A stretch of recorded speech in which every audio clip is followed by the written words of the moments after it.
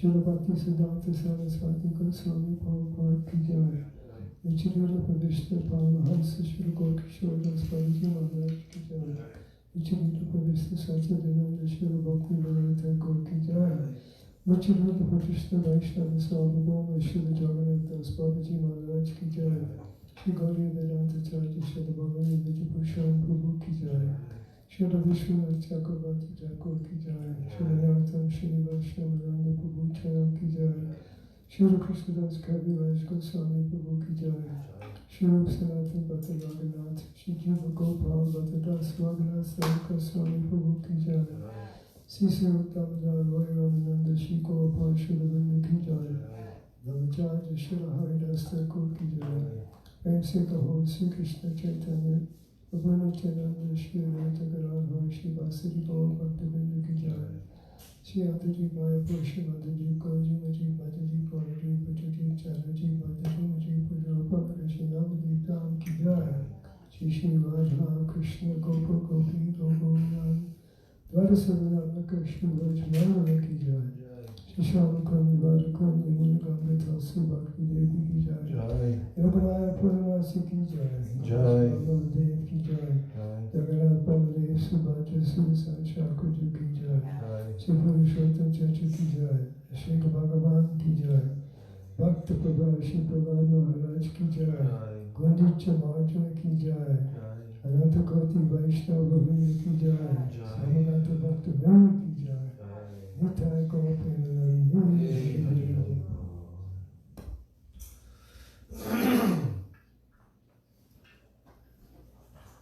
Vandeham Shri Guru Shri Jutaha Padakamalam Shri Gurun Vaishnavamscha Shri Rupam Sagrajatam Sahagana Raghunathanvitam Tam Sajivam Sadvaitam Savadhutam Parijana Sahitam Krishna Chaitanya Devam Shri Radha Krishna Padan Sahagana Lalita Shri Vishakan Vitamscha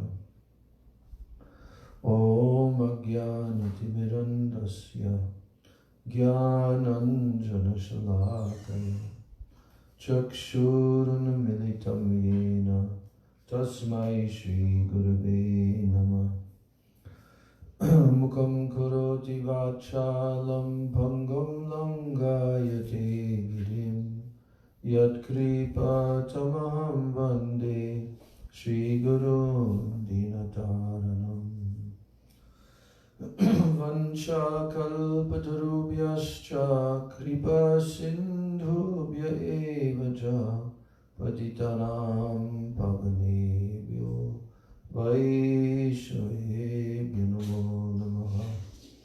Namo Mahabhadannaya Krishna Prema Pradayate Krishnaya Krishna Chaitanya Namani Gaura Chise Namaha.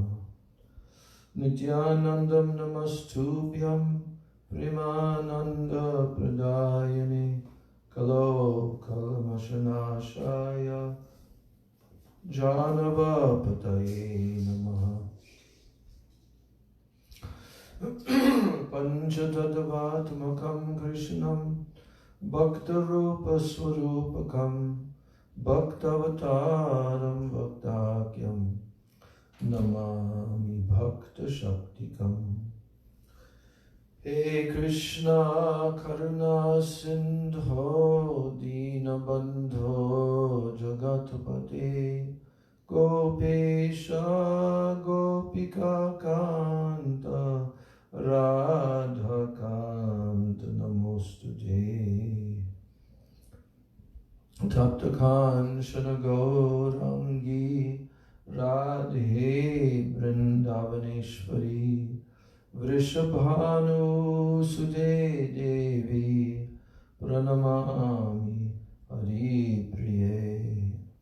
Vrindai Tulsi Debai Priyai Keshavasya Ja Krishna Bhakti Prade Devi Satyavachai Namo Namaha Shri Krishna Chaitanya Prabhu Nityananda Shri Advaita Gadadhar Shivasadi Gaura Bhakta Vrinda Hare Krishna Krishna Krishna Hare Hare Hare Rama Rama Rama Hare Hare Hare Krishna Krishna Krishna Hare Hare Hare Rama Rama Rama Hare Hare.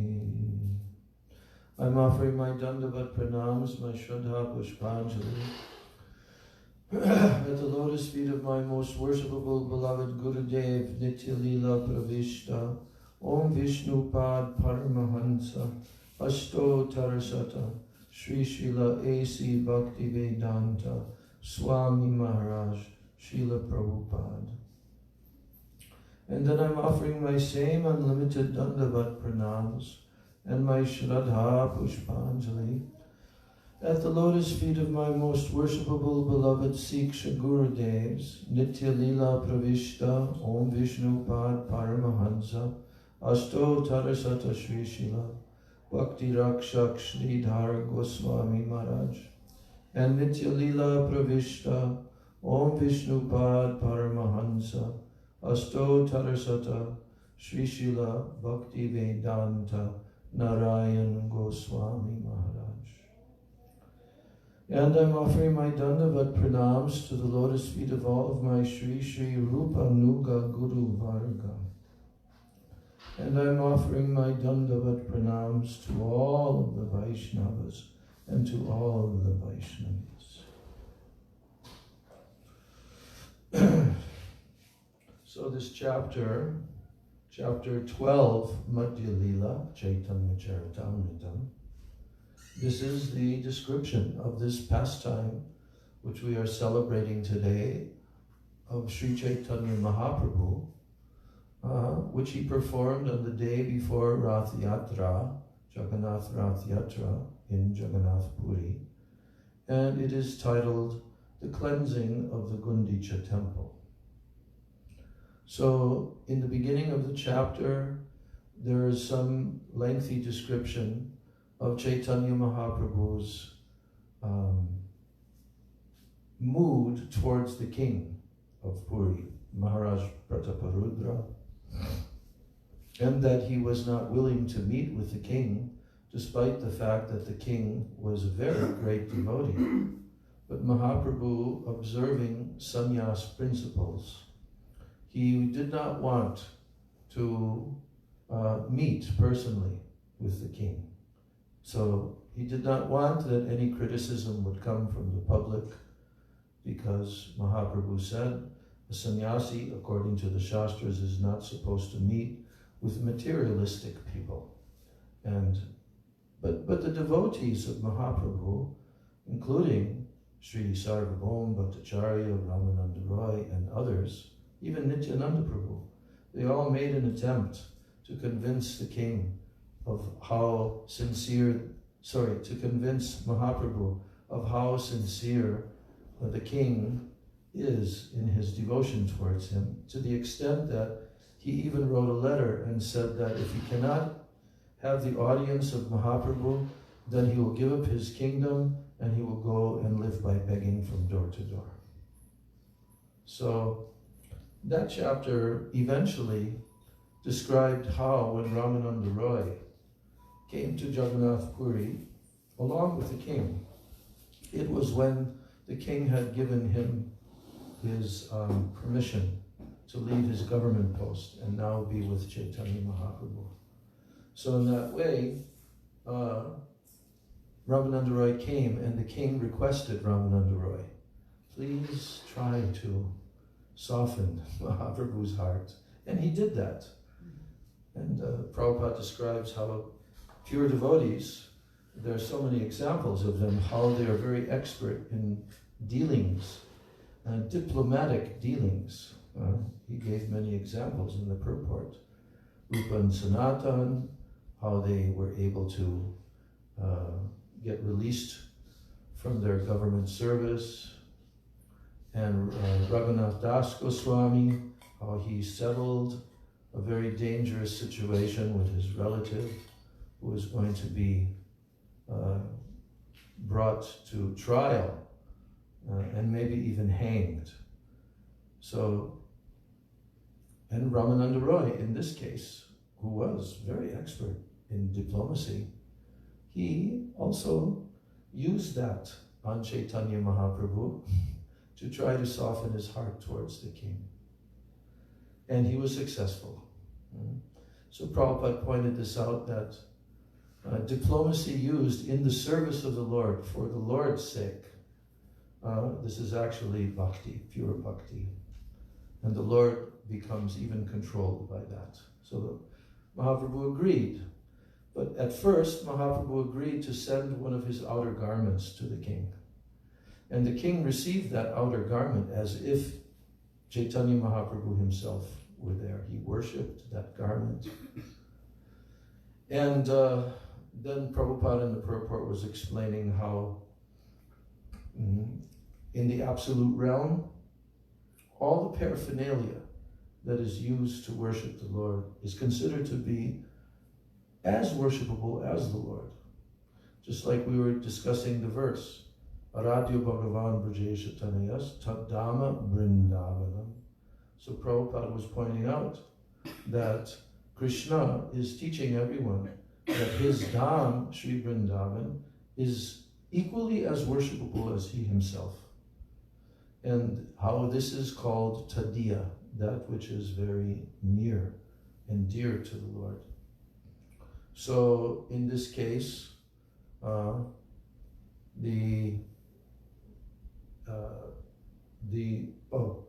there's one more thing that Mahaprabhu agreed to after speaking with Ramananda Roy, and that was he agreed to meet the son of the king. And Mahaprabhu quoted a verse from Shastras which says that the son is actually a non-different manifestation of the Father. The Father is appearing as the Son. So in this way, he was allowing the king to meet him through his son. And when the son was brought to Mahaprabhu by Ramananda Roy, and the son had been bathed and nicely groomed and decorated by his mother, and now when he came in front of Mahaprabhu dressed as a Vaishnava, the prince was dressed as a Vaishnava, then Mahaprabhu was reminded, because he actually looked very beautiful. He had large lotus-like eyes, dark skin, and it reminded him of Krishna. And so then Mahaprabhu embraced that boy. And when he embraced that boy began to manifest all ecstatic symptoms, and crying and weeping and chanting the holy names. And all the devotees witnessing this, they were congratulating this boy. And it's described that from that day on, Mahaprabhu said, every day you should bring him to me. And therefore, it's described that he became one of the most confidential devotees of Mahaprabhu. Before that, he was not anything. But after this, he became. So there's a description of how nothing is impossible for the Lord, that even by his glance, Karunya Kataksha, by his glance merely, he gave Krishna prema to so many people. And from that day forward, they had Krishna prema. So the Lord can enact any pastime. And in this case, he enacted this pastime with a person who was not actually qualified. But he made him qualified. But that's the power of the Lord. If his desire is there, he can do that. So, now the day was growing, the day for cleansing the Gundicha temple was drawing nearer and nearer. And it's described that in Jagannath Puri, Sri Chaitanya Mahaprabhu acted in the society of his pure devotees, performing his pastimes and spreading the Sankirtan movement. And some of the prominent devotees, like Advaita Acharya, they used to invite Sri Chaitanya Mahaprabhu to take his meals at their homes. And the Lord accepted such invitations accompanied by his devotees. So in this way, the Lord passed some days in great jubilation. Then the car festival of Lord Jagannath approached. Sri Chaitanya Mahaprabhu, first of all, he called for Kashi Mishra. You know that he was living in Kashi Mishra's house. If you are in Jagannath Puri and you want the rickshaw driver to bring you to the Gambira, he will not know if you tell him that. But if you tell him to bring to Kashi Mishra Bhavan, then they know. That was the house of Kashi Mishra, who is the superintendent of the temple. So Mahaprabhu first of all called for him and then for Sarvabhauma Bhattacharya. When these three people came before the Lord, he begged them for permission to wash the temple known as Gundicha. So here, in the purport, there's just a little description that the Gundicha temple is situated 2 miles northeast of the Jagannath temple. Who's been to Jagannath Puri before? Did you go to the Gundicha temple? Yes. When were you there in Puri? I went a few years in a row. Oh. After Navadip Parikram with Van Maharaj, Srila Maharaj. Oh, yeah. We did devotees in Parikram. When was that? Maybe like 2004, 5, 6. Oh, early. Yeah. Okay. Oh, that's lucky. It was really nice. And were you there in 2004 when Gurudev was there for the parikrama? No. Yeah? Raj? No, I was going to say I was there late in Gurudev's Lila. Yeah. And personally was showing us all Dr. Gopinath, the Gambhira. Oh, so you must have been there in 2004 then? No, later than that. No, Gurudev, the 2004 was the last year that Gurudev personally was involved in the parikrama with the devotees. I don't know if it was part of the parikrama. We were staying at the hotel, and he took some of us to the place on the Gambhir, and he personally called me over to start. Use the mic. And he started speaking in English. Of course, I'm such a nonsense. I didn't understand how fortunate I was, but I was there, and I don't know if I was in sannyas vesh or if I was just getting ready, but he was preparing me, like talking to me and telling me things like that. It was right at the end. Yeah, I mean, I don't remember being in Puri with Gurudev after 2004 until his final pastime. But at any rate, It happened. yes. So, the Gundicha temple is situated 2 miles northeast of the Jagannath temple. And at the time of the Rath Yatra festival, Lord Jagannath goes to the Gundicha temple from his original temple, and he stays there for 1 week. Then after 1 week, he returns to his original temple. So it is understood by hearsay that the wife of Indradumna, the king who established the Jagannath temple, was known as Gundicha. There is also mention of the name of the Gundicha temple in authoritative scripture. The area of the Gundicha temple is estimated to be 288 cubits by 215 cubit, and a cubit is about 1.5 feet. The main temple inside is about 36 cubits by 30 cubits. And the Kirtan hall is 32 cubits by 30 cubits. By the way, just on that point, Yeah. Sridhar Maharaj was there, Damodar Maharaj was there. There were a few others there. It was just a small crew of devotees. Small. Very small. Oh, okay. So now, these three persons, upon hearing the Lord's request for permission to wash the Gundicha temple, the Padicha, the superintendent of the temple, he said, "My dear sir, we are all your servants. Whatever you desire is our duty to perform." The king gave a special order for me to do without delay whatever your lordship orders. My dear Lord, washing the temple is not a service befitting you.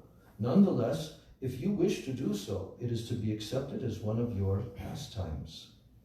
So to wash the temple, you need many water pots and brooms, and therefore order me. I can immediately bring all these things to you. As soon as the superintendent understood the desire of the Lord, he immediately delivered 100 new water pots and 100 brooms for sweeping the temple. The next day, early in the morning, the Lord took his personal associates with him, and with his own hand, he smeared sandalwood pulp on their bodies. He then gave each devotee a broom with his own hand, and taking all of them personally with him, the Lord went to Gundicha. Now in this way, the Lord and his associates went to cleanse the Gundicha temple. And at first, they cleansed the temple with brooms. The Lord cleansed everything inside the temple very nicely, including the ceiling. He then took up the sitting place, the Singhasan, cleansed it, and again put it in its original place. Thus the Lord and his companions cleansed and swept all the temple buildings, big and small, and finally cleansed the area between the temple and the Kirtan hall. Indeed, hundreds of devotees were engaged in cleansing all around the temple, and Sri Chaitanya Mahaprabhu was personally carrying out the operation just to instruct others. Sri Chaitanya Mahaprabhu washed and cleansed the temple in great jubilation, chanting the holy name of Lord Krishna all the time. Similarly, all the devotees were also chanting and at the same time performing their respective duties. The entire beautiful body of the Lord was covered with dust and dirt. In this way, it became transcendently beautiful. At times, when cleansing the temple, the Lord shed tears, and in some places he even cleansed with those tears.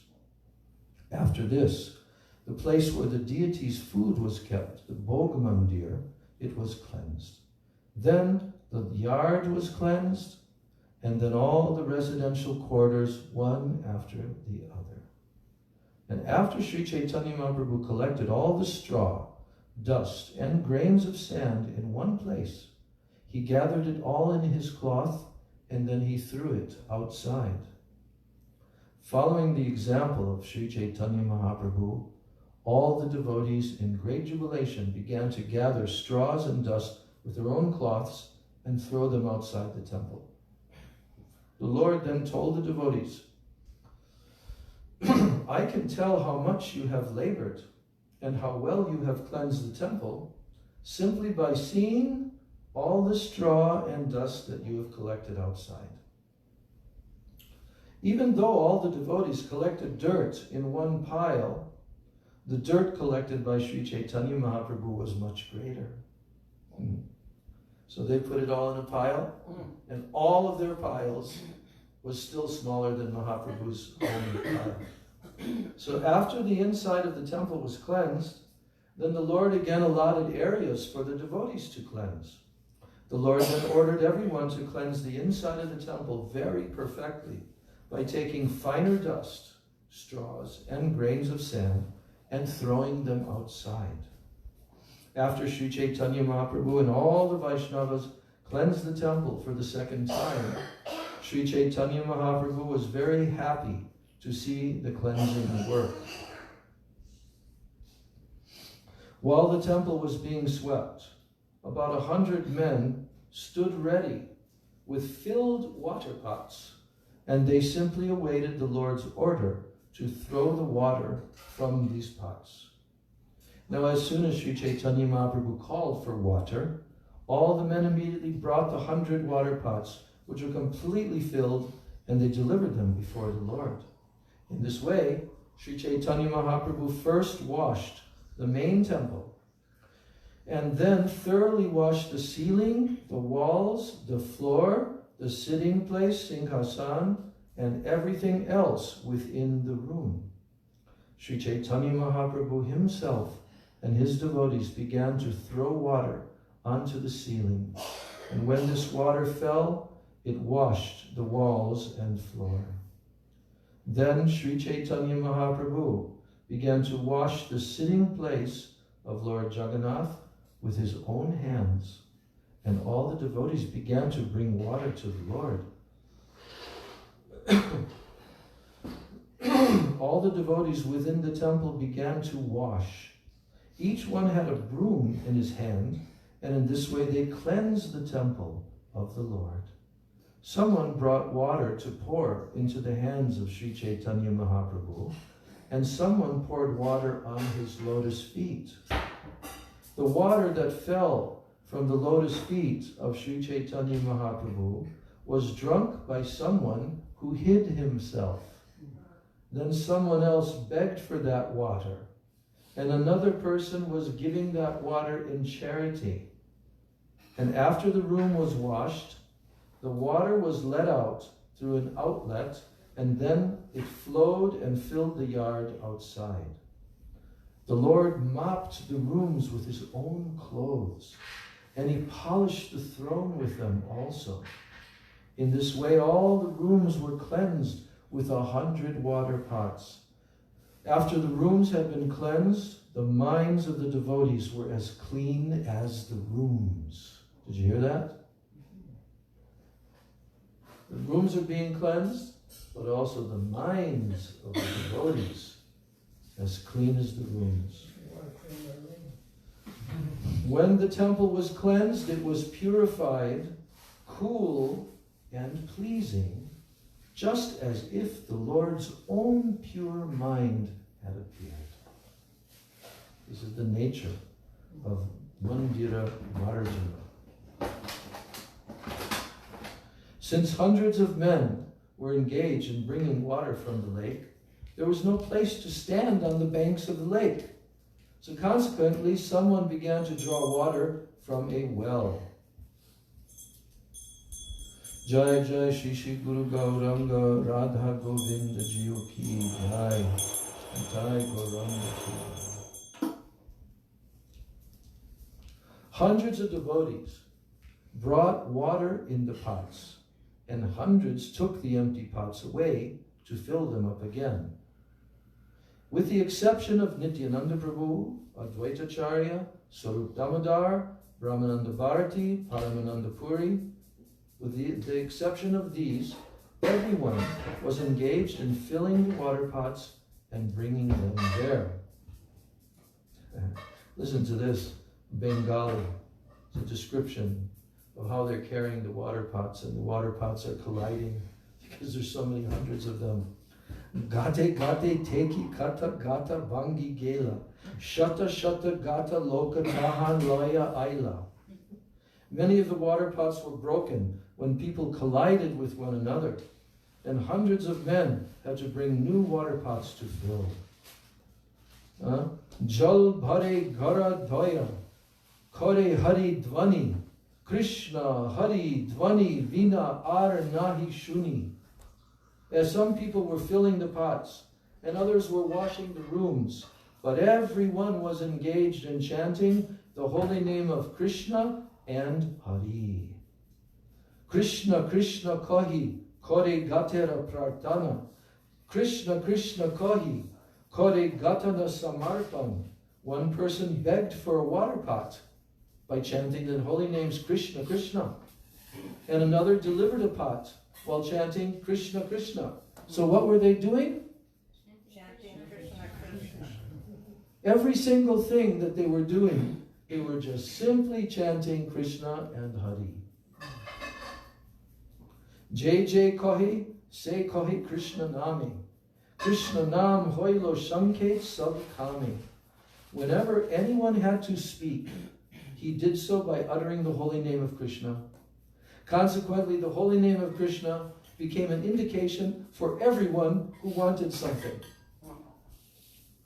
Prema Veshe Prabhu Kahe Krishna Krishna Nam Ekala Prema Veshe Kore Shata Janer Kam. as Sri Chaitanya Mahaprabhu was vibrating the holy name of Krishna in ecstatic love, he himself was performing the work of hundreds of men. It appeared as though Sri Chaitanya Mahaprabhu were cleansing and washing with 100 hands. He approached every devotee just to teach him how to work. When he saw someone doing nicely, the Lord praised him. But if he saw that someone was not working to his satisfaction, he immediately chastised that person, not bearing him any grudge. The Lord would say, "You have done well. Please teach this to others, so that they may act in the same way." And as soon as they heard Sri Chaitanya Mahaprabhu say this, everyone became ashamed. And thus the devotees began to work with great attention. They washed the Jagamohan area, and then the place where food was kept. All other places were also washed. In this way, the meeting place was washed, the entire yard, the raised sitting places, the kitchen, every other room. Thus all places around the temple were thoroughly washed within and without. After everything was thoroughly washed, a Vaishnava from Bengal, who was very intelligent and simple, he came and poured water on the lotus feet of the Lord. This Gaudiya Vaishnava then took that water and drank it himself. And seeing that, Sri Chaitanya Mahaprabhu felt a little unhappy, and he was also outwardly angry. Although the Lord was certainly satisfied with him, he became angry externally in order to establish the etiquette of religious principles. The Lord then called for Swarup Damodar and told him, "Just see the behavior of your Bengali Vaishnava. This person from Bengal has washed my feet within the temple of the personality of Godhead. Not only that, but he drank the water himself. I now do not know what my destination is because of this offense. Indeed, your Bengali Vaishnava has greatly implicated me." So there's a little purport here. It is significant that Sri Chaitanya Mahaprabhu told Swarup Damodar Goswami that the Bengali Vaishnava was your Gaudiya Vaishnava. That's what's stated here.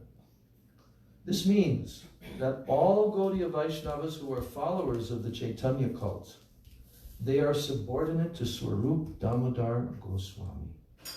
The Parampara system is very strictly observed by Gaudiya Vaishnavas. Sri Chaitanya Mahaprabhu's personal secretary was Swarup Damodar Goswami. The next group of devotees was the 6 Goswamis, and then Kaviraj Goswami. It is necessary to observe the Parampara system of the Chaitanya cult. There are many offenses that one can commit while serving the Lord, and these are described in Bhakti Rasamrita Sindhu, Hari Bhakti Vilas, and other books.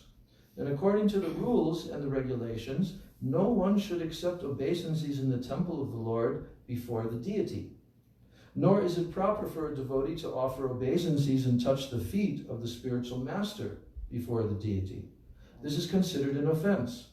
So Sri Chaitanya Mahaprabhu himself was personally the Supreme Personality of Godhead, and therefore it was not actually offensive to wash his lotus feet in the temple. However, because he was playing the part of an acharya, the Lord considered himself an ordinary human being. And he also wanted to give instructions to ordinary human beings. The point is that even though one plays the part of a spiritual master, he should not accept obeisances or permit a disciple to wash his feet before the deity. This is a matter of etiquette. So at this point, now, Swarup Damodar Goswami caught the Gaudiya Vaishnava by the neck, and giving him a little push, he ejected him from the Gundicha Puri temple and made him stay outside. Now, Gurudev tells us that when this happened, Swarup Damodar, he knew the mind of Mahaprabhu. So he showed Mahaprabhu, yes, I'm following your instruction. I'm ejecting him from the temple. But when he was out of sight, outside, then Swarup Damodar said, "Very good. What you did was very good." And then he came back inside. So after Swarup Damodar Goswami returned within the temple, then he requested Sri Chaitanya Mahaprabhu to excuse that innocent person. After this incident, Sri Chaitanya Mahaprabhu was very satisfied. He then asked all of the devotees to sit down in 2 lines on both sides. The Lord then personally sat down in the middle, and he picked up all kinds of straw, grains of sand, and dirty things. And while Sri Chaitanya Mahaprabhu was picking up the straws and grains of sand, he said, I shall gather everyone's collection, and I shall ask whoever has collected less than all the others to pay a fine. You know what the fine was? Sweet cakes and sweet rice. They had to pay a fine. And in this way, all the quarters of the Gundicha temple were completely cleansed and cleared.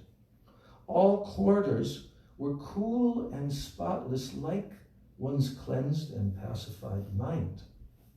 And when the water from the different rooms was finally let out through the halls, it appeared as if new rivers were rushing out to meet the waters of the ocean. Outside the gateway of the temple, all the roads were also cleansed, and no one could tell exactly how that was done. Even outside, all the roads, they were cleansed. Now, here's the purport. Here's the astonishing purport. Long, astonishing purport by Bhaktisiddhanta Saraswati Thakur about what is the meaning of this pastime. Listen carefully. In commenting on the cleansing of the Gundicha temple, Srila Bhaktisiddhanta Saraswati Thakur says that Sri Chaitanya Mahaprabhu, as the world leader, was personally giving instructions on how one should receive Lord Krishna, the Supreme Personality of Godhead, within one's cleansed and pacified heart. This is the instruction. If one wants to see Krishna seated in his heart, he must first cleanse the heart, as prescribed by Sri Chaitanya Mahaprabhu in his Sikshastakam, Cheto Darpanam Marjanam. You know what that means? Everyone say, Cheto Darpana Marjanam. Cheto Darpana Marjanam. What's the meaning?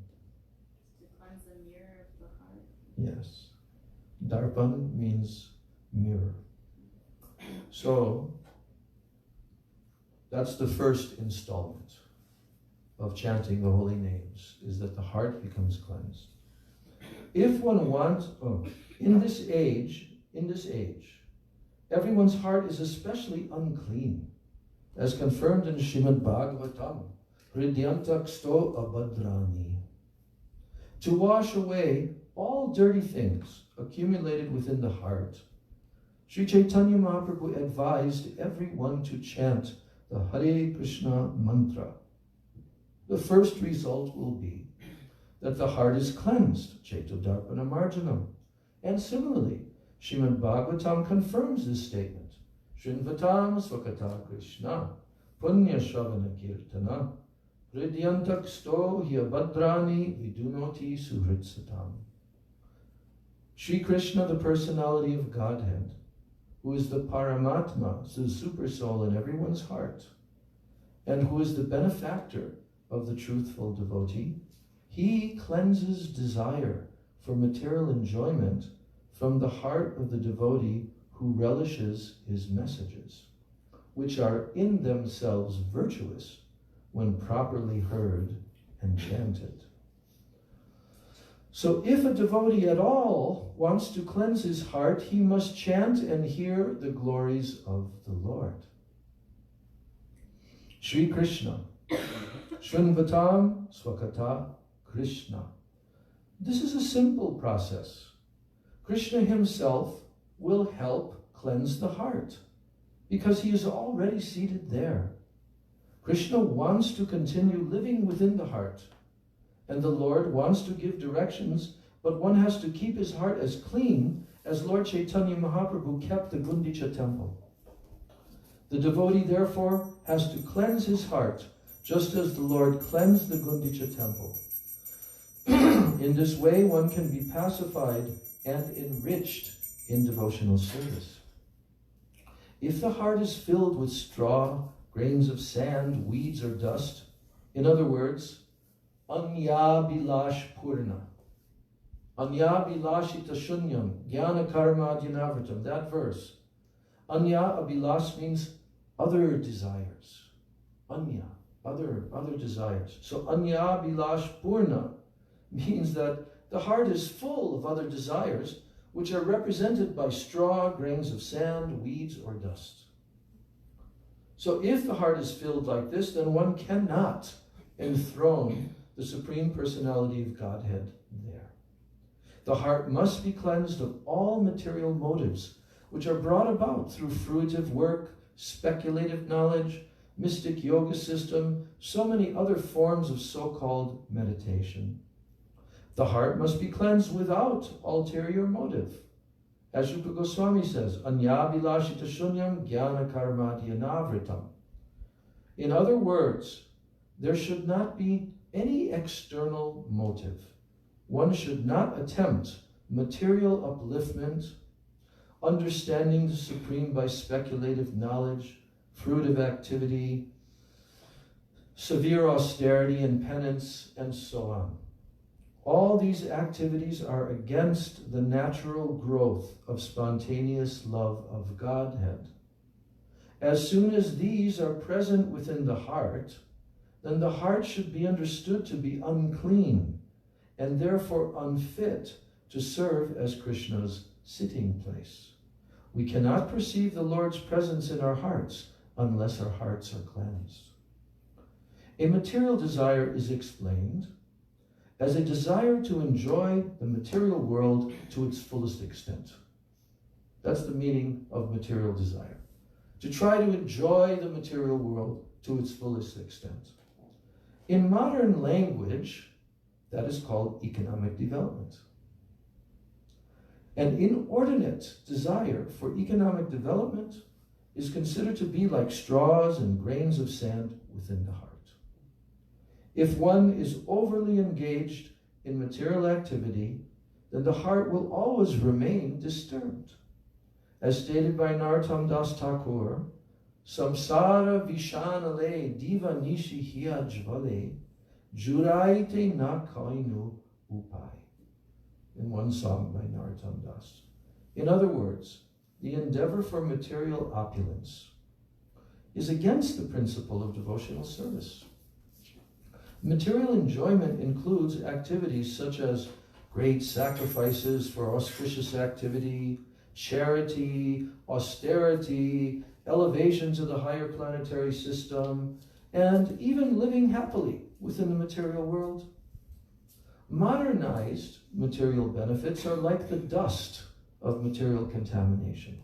When this dust is agitated by the whirlwind of fruitive activity, then it overcomes the heart, and thus the mirror of the heart is covered with dust.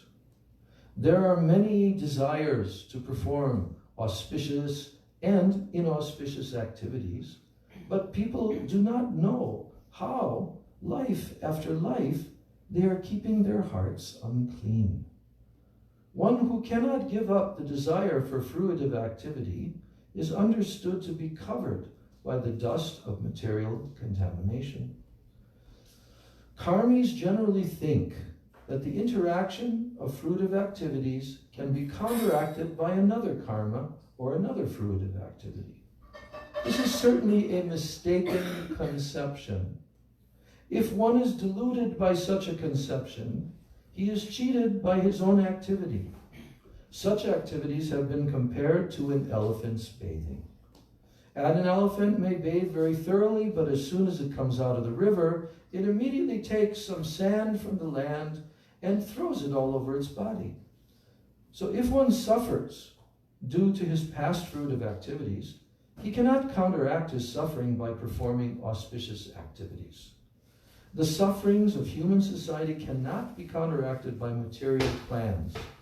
The only way suffering can be mitigated is by Krishna consciousness. When one takes to Krishna consciousness and engages himself in the devotional service of the Lord, beginning with chanting and hearing the glories of the Lord, then the cleansing of the heart begins. And when the heart is actually cleansed, then one can clearly see the Lord sitting there without any disturbance. In the Srimad Bhagavatam, 9th canto, the Lord confirms that he sits within the heart of the pure devotee. Sadhavo hridaya mahyam sadhunam hridaya tvaham. This is Lord Vishnu telling to Durvasa Rishi, when Durvasa Rishi was being chased by the Sudarshan. And he asked the Lord for shelter. And then the Lord confirmed that he sits within his devotee's heart, and his devotee is also within his heart. Now, impersonal speculation, monism, merging into the existence of the Supreme, speculative knowledge, mystic yoga, and meditation are all compared to grains of sand. They simply cause irritation to the heart. No one can satisfy the Supreme Personality of Godhead by such activities, nor do we give the Lord a chance to sit in our hearts peacefully. Rather, the Lord is simply disturbed by them. Sometimes yogis and jnanis, in the beginning, they take to the chanting of the Hare Krishna Mahamantra as a way to begin their various practices. But when they falsely think that they have attained release from the bondage of material existence, then they give up chanting. They do not consider that the ultimate goal is the form of the Lord or the name of the Lord. Such unfortunate creatures are never favored by the Supreme Personality of Godhead, for they do not know what devotional service is. And Lord Krishna describes them in the Bhagavad Gita in this way. In the chapter 16, Divine and Demoniac Natures. This is the verse where at the end, toward the end of the chapter, Krishna is telling, where does he place the demons?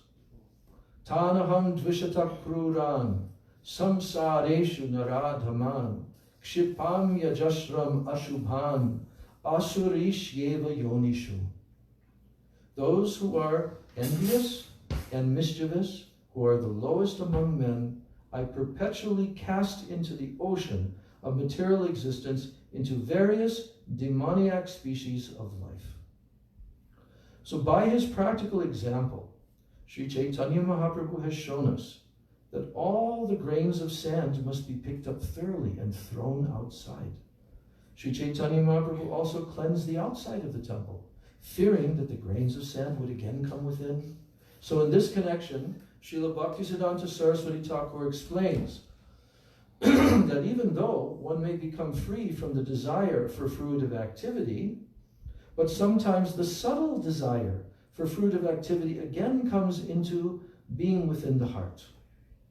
One often thinks of conducting business to improve devotional activity. Did you hear that one? Now he's going to describe all different ways by which this manifests. This is Prabhupada Bhaktisiddhanta Saraswati. How these subtle desires again start to try to creep in. One often thinks of conducting business to improve devotional activity. But the contamination is so strong that it may later develop into misunderstanding, which is described as kutinati, that means fault-finding. Pratishtasha, the desire for name and fame, for high position. Jivahimsa, envy of other living entities. Nishidachar, accepting things forbidden in the Shastra. Kam, desire for material gain. And puja, hankering for popularity. The word kutinati means duplicity. As an example of pratishtasha, one may attempt to imitate Srila Haridas Thakur by living in a solitary place. One's real desire may be for name and fame. In other words, one thinks that fools will accept one to be as good as Haridas Thakur just because one lives in a solitary place. These are all material desires. A neophyte devotee is certain to be attacked by other material desires as well, namely desires for women and money. In this way, the heart is again filled with dirty things and becomes harder and harder like that of a materialist. And gradually one desires to become a reputed devotee, or even an avatar, an incarnation, like we heard yesterday. The word jiva himsa, envy of other living entities, actually means, what does jiva himsa mean? To envy other jivas, right? Himsa means violence. So here, Bhaktisiddhanta Saraswati is saying, it actually means stopping the preaching of Krishna consciousness. That is violence against the other living entities. Preaching work is described as para upakar, welfare activity for others. And those who are ignorant of the benefits of devotional service, they must be educated by preaching. And if one stops preaching and simply sits down in a solitary place, he is engaging in material activity. If one desires to make a compromise with the Mayavadis, he is also engaged in material activity. A devotee should never make compromises with non-devotees. By acting as a professional guru, mystic yogi, or miracle man, one may cheat and bluff the general public and gain fame as a wonderful mystic. But all this is considered to be dust, straw, and grains of sand within the heart. In addition, one should follow the regulated principles and not desire illicit sex, gambling, intoxicants, or meat. So to give us practical instructions, Lord Sri Chaitanya Mahaprabhu cleansed the temple twice. And his second cleansing was more thorough. The idea was to throw away all the stumbling blocks on the path of devotional service. He cleansed the temple with firm conviction, as is evident from his using his own personal garments for cleaning. Sri Chaitanya Mahaprabhu wanted to see personally that the temple was thoroughly cleansed to the standard of clean marble. Clean marble gives a cooling effect. Devotional service means attaining peace from all disturbances caused by material contamination, and in other words, it is the process by which the mind is cooled. The mind can be peaceful and thoroughly cleansed when one no longer desires anything but devotional service. And even though all dirty things may be cleansed away, sometimes subtle desires remain in the mind for impersonalism, monism, success, and the four principles of religious activity, dharma, artha, kama, and moksha. All these are like spots on a clean cloth. And Sri Chaitanya Mahaprabhu also wanted to cleanse all of these away. So the last paragraph here is, by his practical activity, Sri Chaitanya Mahaprabhu informed us how to cleanse our hearts. Once the heart is cleansed, we should invite Lord Sri Krishna to sit down. And we should observe the festival by distributing prasadam and chanting the Hare Krishna Mahamantra. Sri Chaitanya Mahaprabhu used to teach every devotee by his personal behavior. Everyone who spreads the cult of Sri Chaitanya Mahaprabhu, he accepts a similar responsibility. The Lord was personally chastising and praising individuals in the course of the cleaning, and those who are engaged as acharyas must learn from Sri Chaitanya Mahaprabhu how to train devotees by personal example. The Lord was very pleased with those who could cleanse the temple by taking out undesirable things accumulated within. This is called anartha nivritti, cleansing the heart of all unwanted things. And thus the cleansing of the Gundicha Mandir was conducted by Sri Chaitanya Mahaprabhu to let us know how the heart should be cleansed and soothed to receive Lord Sri Krishna and to enable him to sit within the heart without disturbance. Gaur Premanandi, Shri Gauranga Mahaprabhu ki jai, Shri Gundicha Marjana Leela ki jai, Shri Jagannatha Deva ki jai, Shri Jagannath Rath Yatra ki jai, Ananta Koti Vaishnava Vrinda ki jai, Samagata Gaura Bhakta Vrinda ki jai, Nitai Gaur Premanandi, Hari Hari Bo, Vancha Kalpataruvashta, Kripa Sindhu Bheva Cha Patitanam Pavanebhyo Vaishnavi